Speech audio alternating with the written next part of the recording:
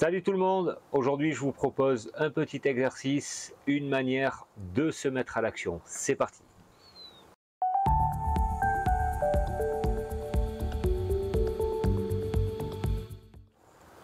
Pour réussir à bien communiquer peut-être avec mon entourage, avec mes collègues de boulot, dans ma famille, on va cibler un exercice aujourd'hui pour bien communiquer avec soi-même, pour avoir conscience de nos comportements, de nos réflexions, de nos pensées qui nourrissent un petit peu toute la journée. Ce qu'on va faire avec ça, c'est s'observer. Vraiment, le plus souvent possible, chaque fois qu'on y pense, face à une situation peut-être stressante, est-ce que la réaction que j'ai envie d'avoir tout de suite et maintenant peut avoir une influence positive sur la situation? Ou est-ce que le fait que je vais brasser toutes ces informations et me dire que, et peut-être que, et imaginer que, ça va peut-être pas du tout avoir d'influence. Si on reprend un modèle, encore une fois, ce gars qui m'a coupé la route, qui m'a fait une queue de poisson, ou qui conduit comme moi j'estime n'importe comment, est-ce que le fait de râler dans ma voiture et de continuer à colporter ça les kilomètres d'après, ça va avoir une influence sur la situation et sur sa façon de conduire à lui? Imaginons même que la personne fasse une bêtise, elle nous voit, je l'engueule. Imaginez-vous les situations où ça vous est arrivé à vous. Est-ce que ça vous a donné envie de changer votre comportement? Est-ce que tout d'un coup vous avez eu une prise de conscience en vous disant « Oh, c'est vrai que ici j'ai mal conduit » et avec beaucoup de bienveillance? Ou quand vous avez quelqu'un qui est vraiment très en colère devant vous, voire qui vous fait des gestes obscènes et que vous sentez vraiment qu'il vous lâche toute la haine, vous n'avez pas envie de faire un petit peu pareil? Alors c'est la même chose. Je vais vous proposer un petit exercice très rapide maintenant. C'est, vous pouvez fermer les yeux si vous avez envie, ou pas, ou les garder ouverts, ou peut-être un peu mi-clos comme ça. Et on va prendre une grande respiration et vous allez juste vous imaginer une situation désagréable que vous avez vécue. Ne partez pas dans quelque chose de trop lourd, de trop fort, juste une petite situation que vous n'avez pas aimé. Ça s'est passé peut-être aujourd'hui, ou il y a plus longtemps, ou il y a vraiment très longtemps. Vraiment une situation qui était désagréable. Qu'est-ce que vous ressentez au moment où vous vivez cette situation? Comment c'est dans votre corps? Quelle couleur peut-être ça a? Quelle matière? Quelle consistance? Et juste, vous observez. Sans rien en faire, vous observez juste ça. Et vous pouvez revenir ici, devant la vidéo, vous pouvez rouvrir les yeux, c'est ok. Et juste, souvenez-vous, qu'est-ce que vous avez senti à ce moment-là? On va reprendre une grande respiration, tout simplement pour revenir à ce moment-là, ici et maintenant, et je vais vous inviter à nouveau, ou à garder les yeux ouverts, ou mi-clos, ou les yeux fermés si vous voulez peut-être mieux imaginer, et ce coup-ci on va imaginer quelque chose d'agréable qui vous est arrivé, peut-être aujourd'hui, peut-être hier, peut-être il y a plus longtemps, quelque chose de très accessible, mais qui était très agréable. Et qu'est-ce que vous avez ressenti? Dans quelle situation c'était? Et quels ont été les éléments qui étaient agréables? Et surtout, qu'est-ce que vous ressentez à l'intérieur de votre corps? Quelle est la consistance? Quelle est peut-être la couleur? Et juste de les sentir et goûter ça. Une fois que c'est bon, vous allez pouvoir reprendre une grande respiration, rouvrir les yeux s'ils étaient fermés et juste revenir ici. Et comparer un petit peu les deux situations.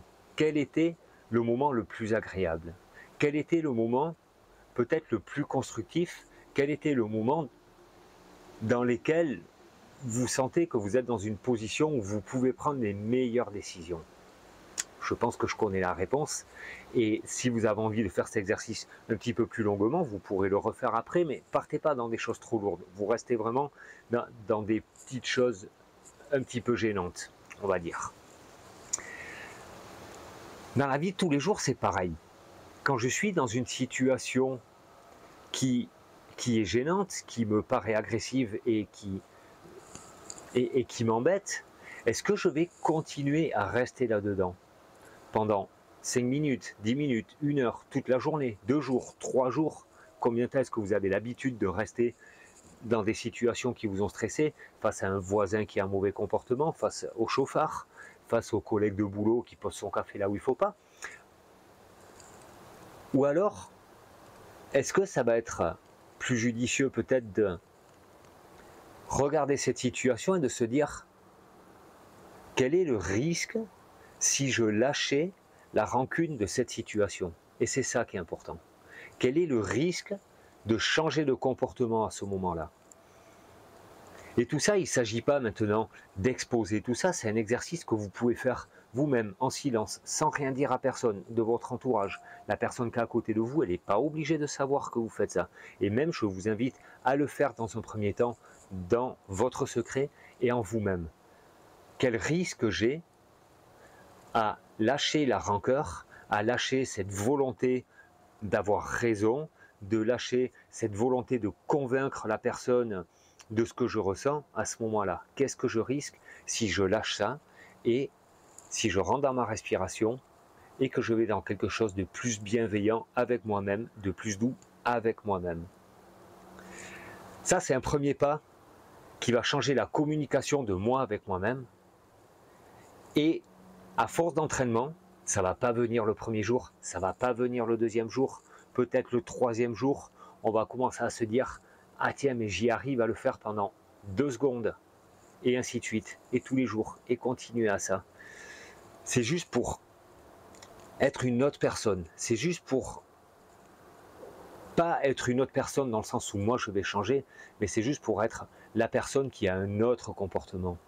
Ne restez pas la personne qui tourne et qui tourne et qui tourne le problème et qui a raison et qui a envie de convaincre que la vie c'est pas comme ça et que la vie c'est pas comme ça qu'on fait et que la vie c'est il faut souffrir pour mériter quelque chose et il faut en chier et puis il faut dire les choses.